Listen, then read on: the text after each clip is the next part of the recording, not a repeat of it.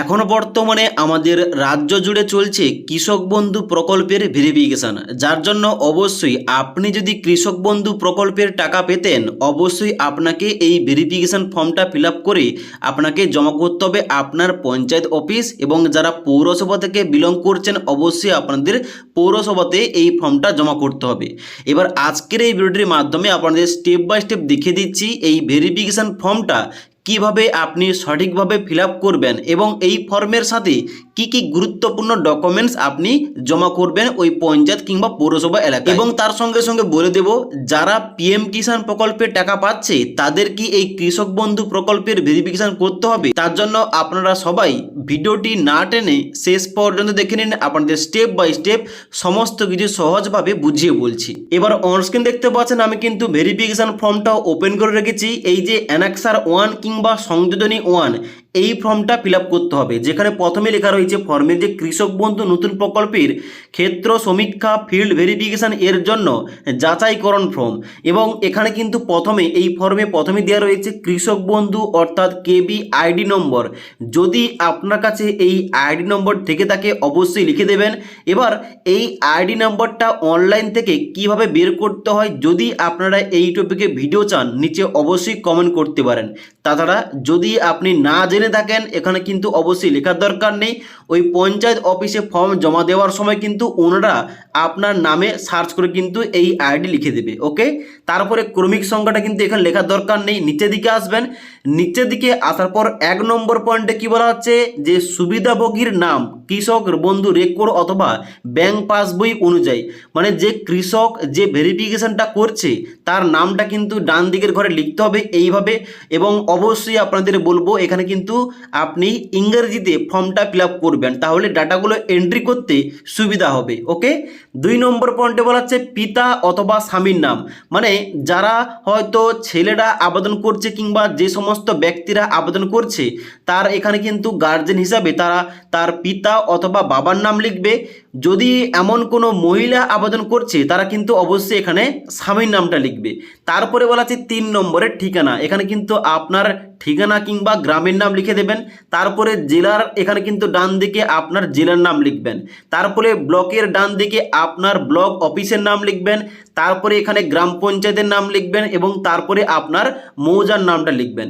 এইগুলো দেওয়ার পর নিচে দিকে আসবেন, এখানে কিন্তু পরবর্তী স্টেপ রয়েছে ব্যাংকের বিবরণ, যেখানে আপনাকে ব্যাংকের তথ্যগুলো দিতে হবে। 1 নম্বর পয়েন্টে বলা হচ্ছে ব্যাংক ও শাখার নামটা, যেখানে কিন্তু ব্যাংকের নাম এবং ব্যাংকের শাখার নামটা এই ঘরটা লিখতে হবে।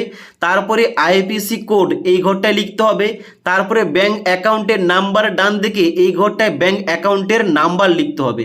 এবার এইগুলো আপনার ব্যাংক পাসবইয়ের প্রথম পাতায় রয়েছে, ওখানটায় দেখে দেখে কিন্তু এই সমস্ত তথ্যগুলো দেবেন। তারপরে 5 নম্বর পয়েন্টে বলা হচ্ছে আধার সংযুক্ত মোবাইল নাম্বার, মানে কৃষকের আধার কার্ডের সঙ্গে যে মোবাইল নাম্বারটা লিঙ্ক রয়েছে ওই নাম্বারটা এই ঘরটায় বসিয়ে দেবেন। তারপরে আধার নম্বরের জায়গায় আধার নম্বর, এপিক নাম্বারের জায়গায় ভোটার আইডি কার্ডের নাম্বারটা বসাবেন। তারপরে বলা হচ্ছে এএসডিডি তালিকাভুক্ত কিনা, যদি আপনি এএসডিডি তালিকাভুক্ত হয়ে থাকেন অবশ্যই ইয়েস করবেন, আর না হলে নো এভাবে কিন্তু লিখে দেবেন। তারপরে বলা হচ্ছে পিএম কিষাণ এর সুবিধাভোগী কিনা, মানে যদি আপনি পিএম কিষাণ প্রকল্পের টাকা পেয়ে থাকেন এখানে কিন্তু ইয়েস করতে হবে। তো বলে দিই, পিএম কিষাণ টাকা পেলে এবং কৃষক বন্ধু টাকা পেলে এখানে কিন্তু ফর্মটা ফিল আপ করার দরকার নেই। ওকে, এবার নিচের দিকে আসবেন, নিচের দিকে আসার পর বলা হচ্ছে প্রধান পেশা, মানে যে কৃষক এখানে ভেরিফিকেশনটা করছে তার জীবিকা কি, মানে কি কাজ করে থাকে, এখানে কিন্তু অবশ্যই ডান দিকে এইভাবে লিখতে হবে। তারপরে পরের স্টেপ রয়েছে জমির বিবরণ, আপনার জমির তথ্যগুলো দিতে হবে। যেমন প্রথম বলা হচ্ছে জেএল নম্বর, জমির যেখানে যে রেকর্ডটা কিংবা যে আপনার ডকুমেন্টসটা রয়েছে ওখানটায় দেখবেন একটা জেএল নম্বর বলে একটা নম্বর দেওয়া রয়েছে, ওই নম্বরটা এই ঘরটায় লিখবেন। তারপরে খতিয়ান নম্বর দেবেন, তারপরে দাগ নম্বর বসাবেন, তারপরে জমির পরিমাণটা কত, মানে আপনার জমির মোট পরিমাণটা কত রেকর্ড অনুযায়ী এখানে কিন্তু আপনাকে একরে বসাতে হবে। যদি অন্য কোনো থাকে এখানে কিন্তু অবশ্যই অনলাইন থেকে একরে কনভার্ট করে নেবেন এবং এখানটায় কিন্তু একরের মানটা বসাবেন। তারপরে বলা হচ্ছে যে আরওয়ার এর তারিখ, খতিয়ানের তারিখ, মানে ডেট অফ আরওয়ার যে তারিখটা রয়েছে আপনার জমির ডকুমেন্টসে, ওই তারিখটা কিন্তু এই ঘরটায় বসাবেন। তারপরে বলা হচ্ছে আপনার জমি কি ধরনের, মানে আপনার জমি কি কেনা, যদি কেনা হয়ে থাকে পারচেস এইটা লিখে দেবেন, এবং যদি ট্রান্সফার হয়ে থাকে ট্রান্সফার লিখবেন, যদি আদার্স কোনো হয়ে থাকে আদার্স লিখবেন। ওকে, তারপরে বলা হচ্ছে যে কৃষক এখানে ভেরিফিকেশান করছে, এখানে ওই কৃষক আয়কর মানে ইনকাম ট্যাক্স দিয়ে থাকেন কিনা, যদি দিয়ে থাকে এস করবেন, আর না হলে নো এইভাবে কিন্তু লিখে দেবেন। ওকে, এবার পরবর্তী 2 নম্বর পৃষ্ঠায় এখানে কিন্তু অবশ্যই স্বামী অথবা স্ত্রীর বিবরণ দিতে হবে। যদি কৃষক মহিলা হয়ে থাকে তার স্বামীর তথ্য দেবে, যদি কৃষক এখানে পুরুষ হয়ে থাকে তার কিন্তু স্ত্রীর এখানে তথ্যগুলো দিতে হবে। যেমন 13 নম্বর পয়েন্টে বলা হচ্ছে স্ত্রী অথবা স্বামীর নাম এখানে কিন্তু অবশ্যই লিখতে হবে এই ঘরটায়। তারপরে তার ব্যাংকের বিবরণ, যেমন ব্যাংকের নাম এবং শাখার নাম লিখতে হবে, আইপিসি কোড লিখতে হবে, ব্যাংক অ্যাকাউন্টের নাম্বার লিখতে হবে, আধার সংযুক্ত মোবাইল নাম্বার মানে যে আধার কার্ডের সঙ্গে মোবাইল নাম্বার লিঙ্ক রয়েছে ওই নাম্বার দিতে হবে, আধার কার্ডের নাম্বার লিখতে হবে এবং ভোটার আইডি কার্ডের নাম্বার লিখতে হবে। তারপরে বলা হচ্ছে কেবিএন এর সুবিধাভোগী কিনা, মানে যদি কৃষক বন্ধু প্রকল্পের এখানে সুবিধা পেয়ে থাকে অবশ্যই এস করবেন, আর না হলে নো এভাবে কিন্তু লিখে দেবেন। তারপরে বলা হচ্ছে যে এএসডিডি লিস্টে রয়েছে কিনা, যদি থেকে থাকে এস লিখবেন, আর না হলে নো লিখবেন।